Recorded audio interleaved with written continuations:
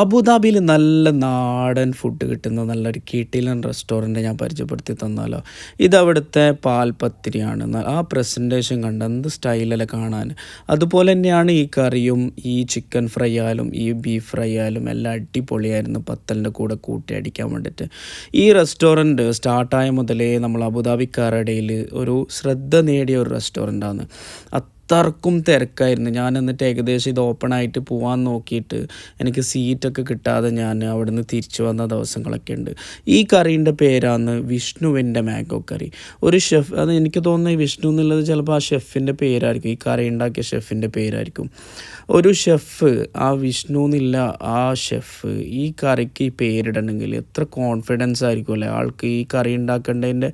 അത് ശരിക്കും മനസ്സിലാവുന്നുണ്ട്. ഈ കറി രുചിച്ച് നോക്കുമ്പോൾ എനിക്ക് അത്രക്കും ടേസ്റ്റ് ഉണ്ടായിരുന്നു. നിങ്ങൾ മസ്റ്റായിട്ട് ഈ മാംഗോ കറി ട്രൈ ചെയ്യണം കേട്ടോ. നിങ്ങൾക്ക് ഈ പ്ലേറ്റ് കണ്ടറിയാൻ പറ്റും, ഫുൾ ഫിനിഷ്, ഫുൾ കാലിയാണ്. ഞാൻ അവിടെ നിന്ന് നല്ലൊരു സമാവർ ചായയും കുടിച്ചിട്ട് ഇറങ്ങി. അപ്പോൾ നിങ്ങൾക്ക് കഴിക്കണമെന്നുണ്ടെങ്കിൽ പത്തിരീസ് നമ്മളെ സലാം സ്ട്രീറ്റിലുള്ള, അപ്പോൾ പോയിട്ട് ഫീഡ്ബാക്ക് അറിയിക്കും. ബൈ.